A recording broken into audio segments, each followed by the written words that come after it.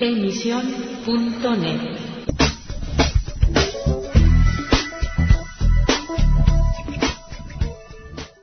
Hello again and welcome to Letter from England, broadcasting for AC Press and the Spanish Evangelical Alliance. The Turkish Church has said a big thank you to the Spanish Evangelical community. Zekai Tanya, representing the Turkish Evangelical Alliance, has written to his opposite number in Spain to thank Spanish evangelicals for their support in the wake of the terrible murder of 3 evangelical Christians in Malatya on April the 18th. His thanks go not just to the Alliance, but to the whole Spanish Church in general, having been told of the many vigils which were held up and down Spain, including one close to the Turkish embassy in Madrid.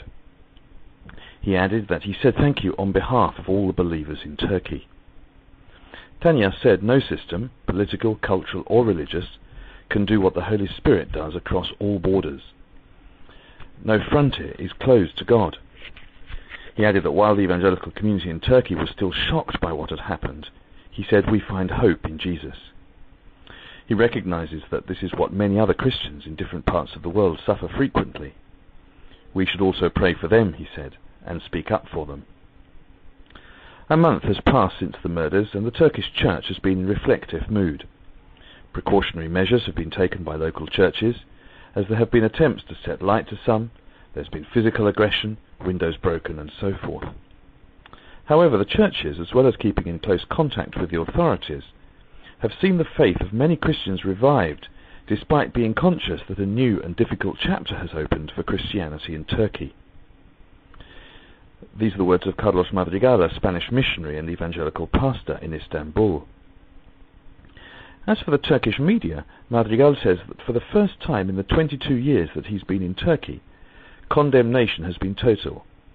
What's more, many have condemned the campaign of the last 10 years, which said that missionaries were a threat to the country. This is very positive soul-searching. Turkish society is scandalized by what their own Turkish brothers have done to Christians. Madrigal also says that the testimony of the martyrs' widows has been amazing. Their resolve has had a tremendous impact, their clarity in professing Christ, in carrying on. They see what happened as something God has allowed and will use for good. The reaction of other believers has been to commit themselves more to the Lord, very conscious of the fact that the Lord in his goodness is in control of everything. The testimony of Susan Gask in forgiving the murderers and visiting them in prison was very powerful. Madrigal also said that Turkish Christians have been greatly encouraged by the support given them by the Spanish Church. He said that Spain was one of the countries which had done most to help them. Diaconia, an evangelical aid agency based in Madrid, sent gifts for the victims' families, whose financial situation is far from easy, and there is also the need for increased security at church buildings and for the believers themselves. Many evangelical organizations, including the European Evangelical Alliance, have mobilized to call for religious liberty in Turkey and to help the beleaguered Christian community there.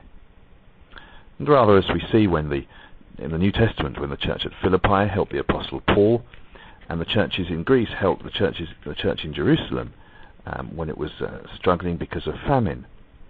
It's great to see 2 national church communities united in solidarity, in practical help, and in prayer support. Thank you for listening to Letter from England, broadcasting each week at emission.net. Goodbye for now. Emisión.net